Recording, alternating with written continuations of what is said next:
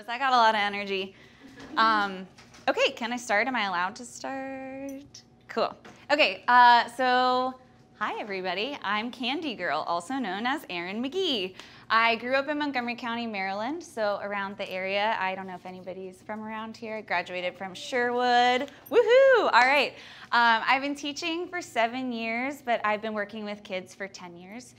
I love working with kids. I love watching them grow. I learn from them, hopefully as much as they learn from me. I graduated from the University of Maryland, first with my bachelor's degree in elementary education, and then 2 years ago now, I guess, I graduated with my master's in human development. So I really like incorporating what I learned in human development and applying that in my classroom and trying to make sure the kids are feeling good socially, educationally, just kind of really encompassing what it means to teach the whole child. The framework that I'm hoping we kind of stick with thinking today is very cyclical. I want us to think about this pattern of setting goals, monitoring progress, and then reflecting on it. I think the reflection piece is the most important piece to me. A lot of teachers do closures and reflections, but I'm curious, and we'll have a conversation too in a little bit, about what it really means to reflect. I think it's really important to always have that piece. So we'll talk a little bit about that. So we'll start with setting goals, then monitoring progress, and then how we want to reflect on it. So why I chose to focus on reflection, my first reaction was, well, let me Google a really good quote about reflection. So we don't learn from experience, we learn from reflecting on it. And I think that that holds true for us as humans. Obviously, for students in a classroom, especially students that see multiple teachers a day, multiple subjects, there's so much going on. So it's really important to take the time to reflect on what it is that we're doing, how we're feeling, who's around, what can I add to the situation, how do I want to do something different the next time. So I think that doing this, it really creates a classroom culture built around trial and error. I'm allowing myself to reflect and be open with my reflection, and I want people to see that it's okay to make mistakes and go on. It builds a sense of community between the teachers and the students. So myself, I'm constantly reflecting. Sometimes it's a purposeful, planned sort of scaffolding for the students, and sometimes mistakes happen in school, and it's like, uh-oh, I need your help. Who's gonna help me talk this out with me? So showing them and giving them a scaffold for children to think about what it means to look like, sound like, and feel like I am reflecting. So I try and live that wholeheartedly in front of my students and teach and practice that with them. I also think it empowers students to be intrinsically motivated. If I have the confidence to be present in the moment and to be thinking about what I'm doing and then going back later and reflecting on it, I'm giving myself the tools to feel confident about it the next time that I do it.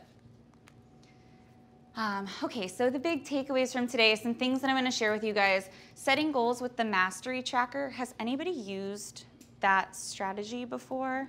Okay, awesome. So I'll kind of go through that a little bit, but I'll talk about things that I learned from that. So we want to set goals, monitor their progress with the Mastery Tracker, and get ready, do done. Has anybody done get ready, do done?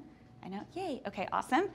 So I'll explain that also. And then finally, the reflection piece. It sounds incredibly professional, I know. Pep talks and happy dances and feeling good about what it is that we've accomplished that day. And again, I really want us to be thinking about how there is this flow and this pattern to the way all of this is happening. This was the Mastery Tracker that I used in my room. The structure of it is really these little race cars going through standards set by the Mad Minutes program, if anybody has heard of that. At the time, I was teaching second grade supported math.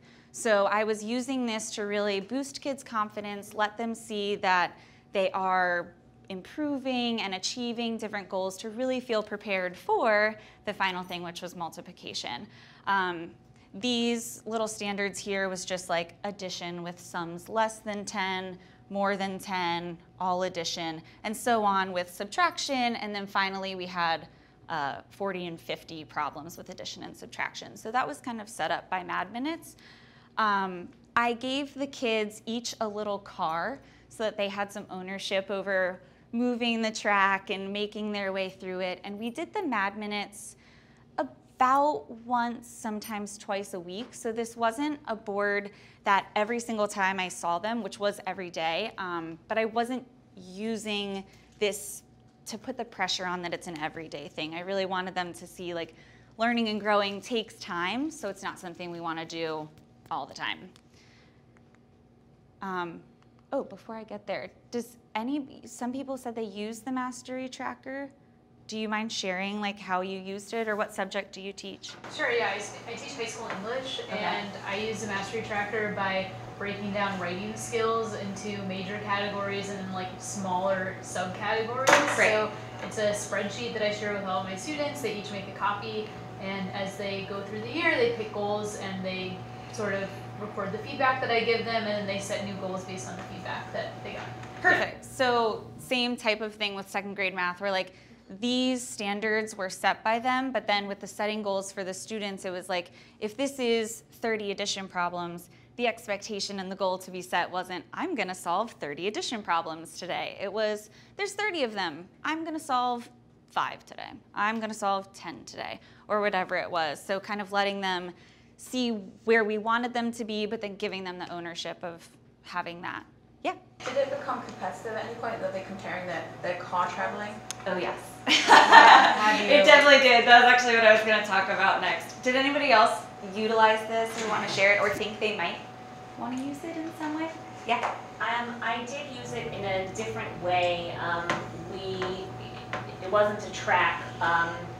We use a reading program where they had to read Achieve articles and answer certain questions. If you got 100 on your question, on your questions after your Achieve article, you posted a note on our Look What I Have Achieved board. Awesome. Just wrote your name and your 100% and the date. Then we put all of those once a month into a pot and picked like 5 out of them as a raffle. Yeah. And the 5 that we picked got a homework pass and a bookmark. That was, so we took it down and put it up each month. Nice. So it was Well, kind of congratulations. Like a tracker. Right. Cool. That's awesome.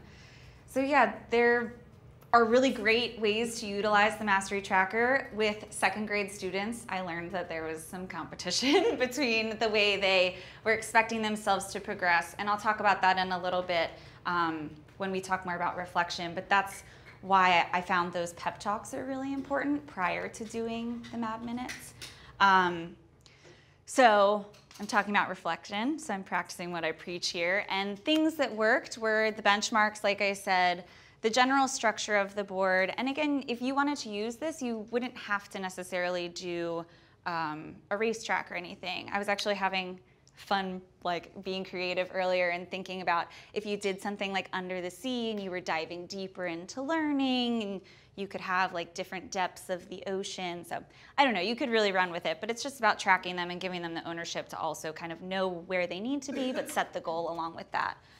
I also think this really worked because I was working with a small group of kids. It was 5 or 6 kids at a time.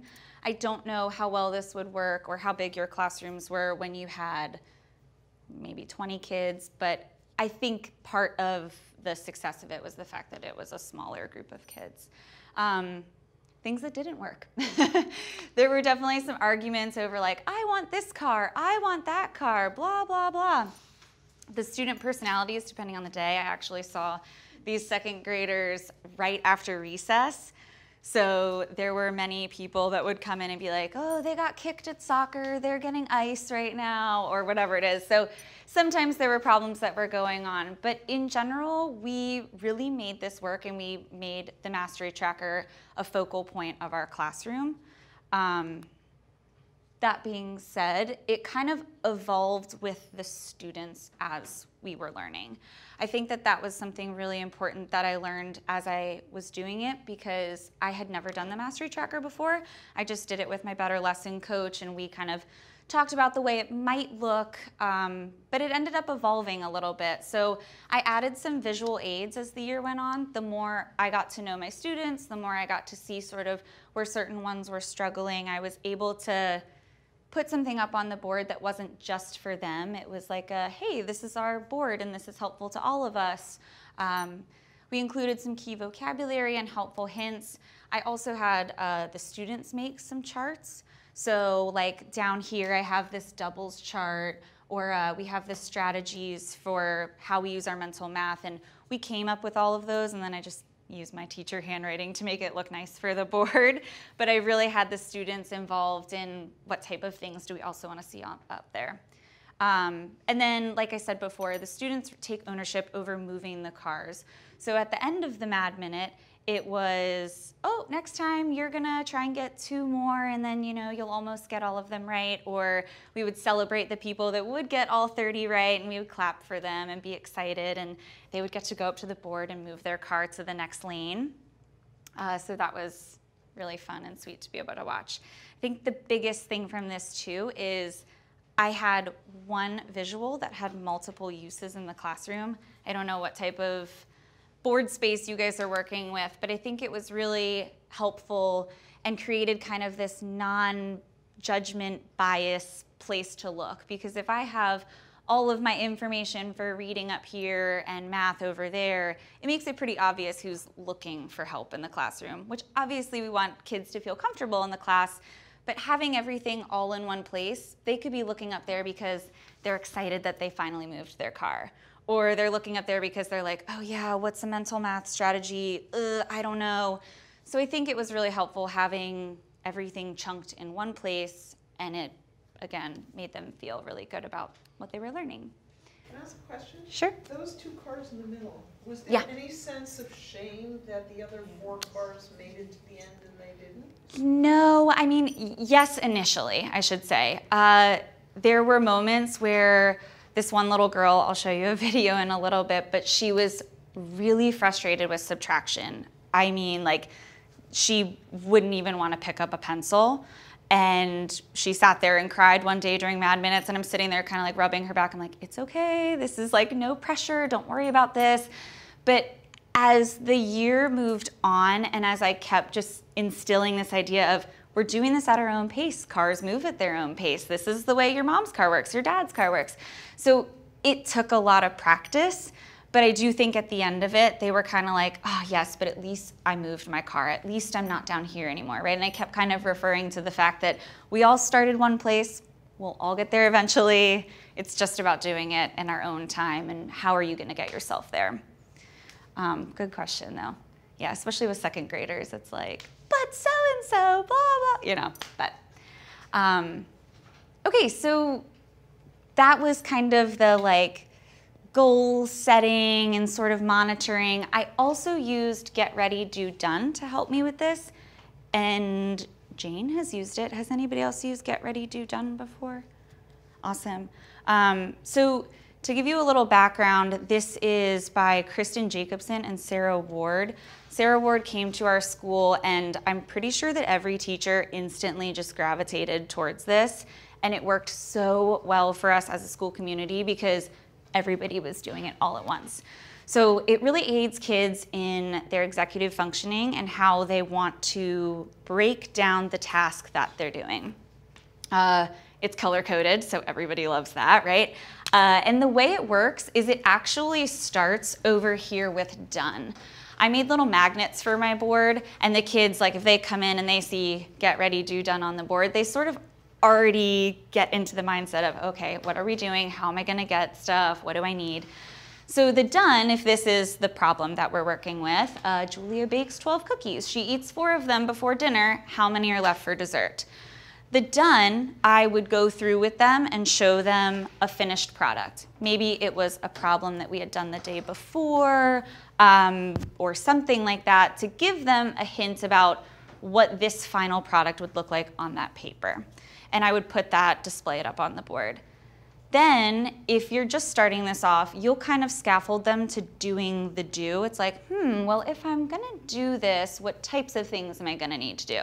I'm gonna need to read the problem, circle the clue words, so on and so forth. And then as the year progressed, we were able to kind of create this classroom discussion of, okay, well, if this is what I'm doing, somebody take the marker, come on up here, right? Like, what's one thing we need to do to get this problem done? So like I said, things would be reading the problem, circling clue words, drawing a picture. And then, beep, beep, beep, back over here. Finally, it's the last part, the get ready. So I've already told them, and they've been a part of, what is it that I'm doing? How am I gonna get myself there? Okay, well, how do I start? And the start is, I need a pencil, I need paper, and I'm probably gonna need some type of manipulative to help me. So once they have all of this, it's displayed on the board, it's an easy thing to check back at if they are confused in some way, and they see everything that they need, and we've worked together to accomplish that. Are there questions on Get Ready, Do Done? Yeah. If there are kids who, for example, they don't even manipulative anymore, and they're just, so there's differences between the kids in your class. That happens if not everybody has the same Get Ready, or not everybody has the same do. I honestly think that would be okay. When I would have a class discussion with them about what we need, it's like, well, I have a pen, writing utensil, right? You know what I mean? So I think that it's better to at least have it up there so then the kids that might need it aren't like, oh, I have to go and, you know, grab this. But if they don't get it, it's not like, oh, well, you didn't follow all of the direction, because you as the teacher know this kid probably doesn't need it. This problem's a little easier for them, or whatever. They feel better about it. So I don't think that's a really big deal. I think the biggest portion of all of this is the do, and making sure that the kids are involved with you in making and thinking through, like, well, what do I need to do? Is there a step that I would do it in? I would think through it and sort of purposefully chunk the way I wanted it to be done also. So like when I was originally scaffolding it for them, it's, okay, well, first you need to read the problem. I wouldn't write draw a picture first, because how am I gonna draw a picture if I don't know what the words are? So thinking sort of methodically and like writing it down that way, I think is really helpful. But I love Get Ready, Do Done. Very simple, very easy. So like I was saying, for students, it aids in their executive functioning skills. They are a part of it with me. They're thinking about, okay, well, what's my goal? How am I gonna get it? How am I gonna check myself? Oh, right, it's right up on the board. I did the problem. What's the next thing I need to do? I need to draw a picture, or whatever that is. It encourages them to take time to plan and actually like want to achieve it. I think so often people have these goals and they're like, it's gonna take me 5 minutes. It's gonna take you longer, right? So appreciating the time and effort that it takes to really plan it out and get your things that you need, and then maybe you get the problem wrong, but at least you set yourself up for success. You know, there's still really big wins in that. And again, I think that it instills intrinsic motivation in them, and that comes with our dialogue with the students as well. Tips for teachers. I think that it helps me personally plan out what I need and how I'm gonna have it sort of laid out for the kids. I got into a rhythm of the way I would have the magnets set up on the board of Get Ready, Do Done. I had a little table with all of the materials I knew that they would need, but it was still on them to go and physically get the pencil, get the paper, so that it's not just being passed out to them and lackadaisical. They don't really have to be a part of it. So yeah. Any comments or questions on that? Cool. Okay, so my last like happy part of this. So through all of this, the kids are setting goals and they're monitoring, but as I said in the beginning, I think the most important part is this reflection piece, and it's not an exit ticket that they probably care just the same about as their classwork that they did. It's asking them how they feel. Right? It's a feeling that you have if I'm really going to reflect on it. So I wrote these 2 questions up, and I kind of wanted to have a discussion with you guys about what types of feelings should you expect as you're learning something new. My gut reaction is frustration. I'm the learner that sits there and I'm like, what am I going to do? How am I going to get myself there? And then I have to really like talk myself down to be like, okay, I think I'm ready now. But I'm curious to hear what you guys would say. And also, how do you know that your students are feeling confident about his or her new learning? So you can talk to humans around you, or if we want to just kind of shout out. But I was curious what you guys were thinking about for how you feel about learning and how you know someone's learning, how they feel good about it.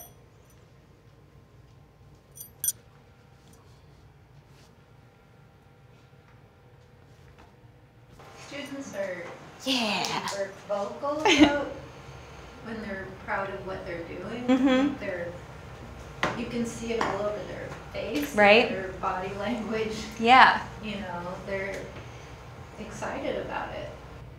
Yeah, it's a genuine, like, you don't even maybe know all of the work that they've been putting in, that they've been thinking about, but when you see somebody get something and they're like, they stand a little taller, right? They look a little brighter. I totally agree with that. Anybody else? You sometimes almost literally see the light bulb going on over their head. Right? Just by the look on their face. Yes, totally. Which is so gratifying for a teacher, right? Right? It really is what makes it all so worth it. Like this little girl in this video, she was the one I was telling you about earlier that was crying at the desk and would not pick up the pencil. And then the next time, you know, I'm sitting there and I'm talking to her and I'm like, it's okay. I'm not upset. Like, it doesn't matter. You shouldn't be upset with yourself either. We're learning, we're practicing. That's what school is for.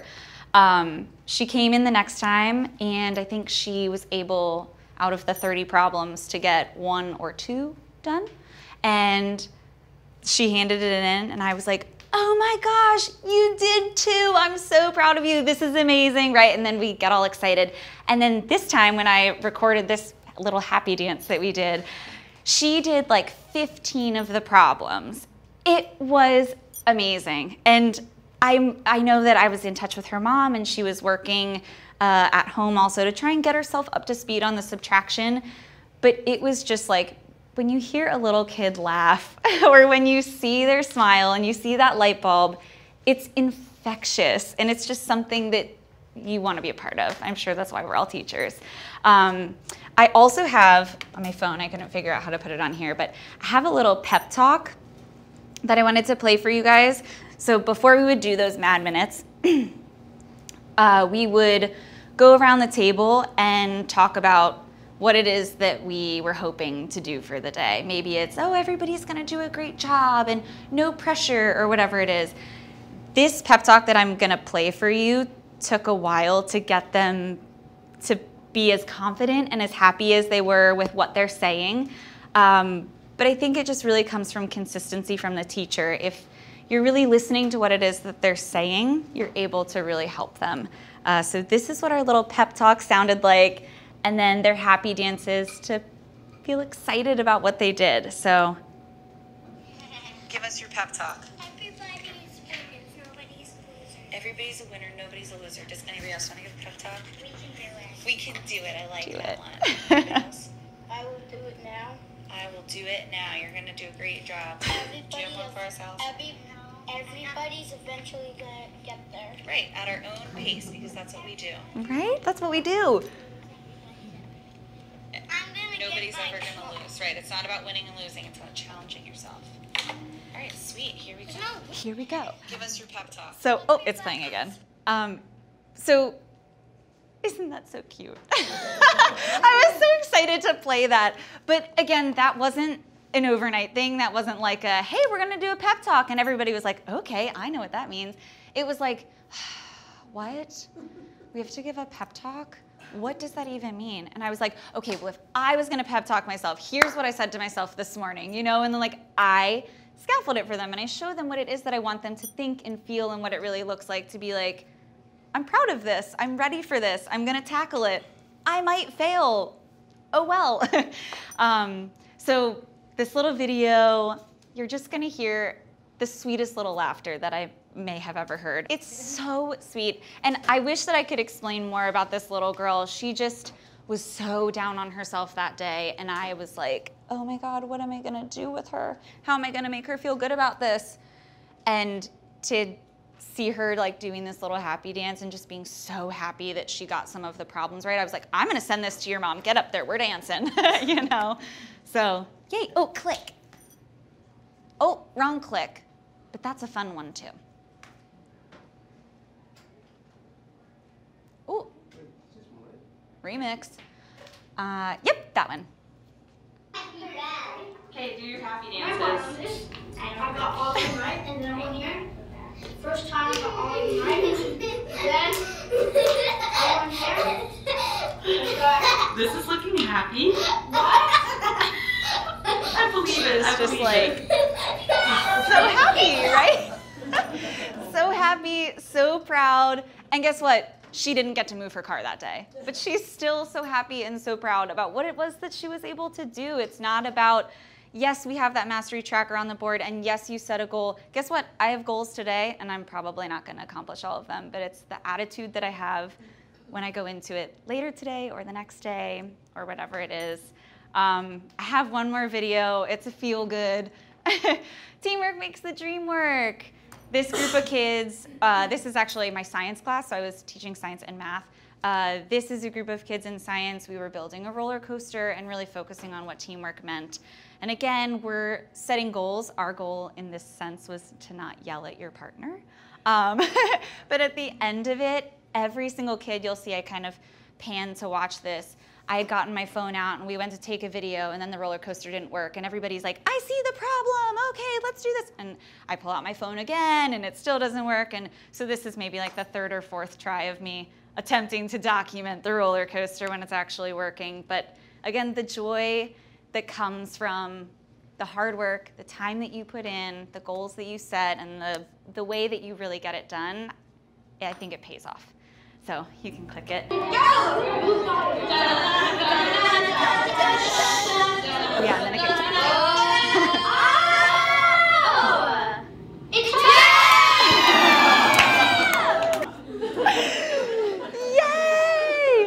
Yay! It was like the biggest success they could have had that day, and they did it all together, which I think made it really memorable for them.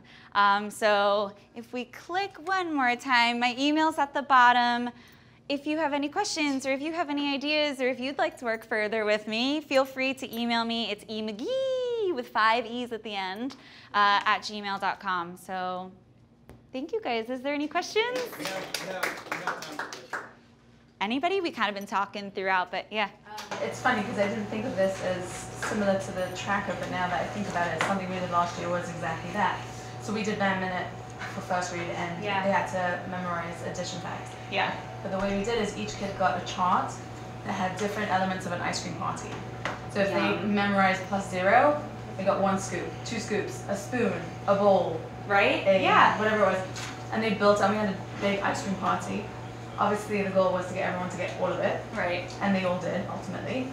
That's but awesome. They were like, oh, I got a spoon. Yeah. I need my ice cream. Right? Yeah, and that spoon or that scoop signifies, oh yeah, I did figure out how to add sums less than 10 or whatever, right? Like connecting that symbol with that meaning. I love that. So it's and more it kind of like makes me a hungry. personal, like child by child type of. Exactly, yeah, it's really recognizing we have this whole classroom community, but each of us is individual and we create that community. So what type of community do we want to create? Right. To teach them how to test each other and help each other practice, and that was a whole learning curve in itself. Right, yeah, and sure. Test each other. What that took probably multiple weeks, and you reflecting and you taking the time. Yeah, but they got it. By the end of the year, they were like all over it. That's awesome. Exciting. Yay, go ice cream. I'll go around with ice cream. All right, well, thank you. Thank you guys. Woohoo!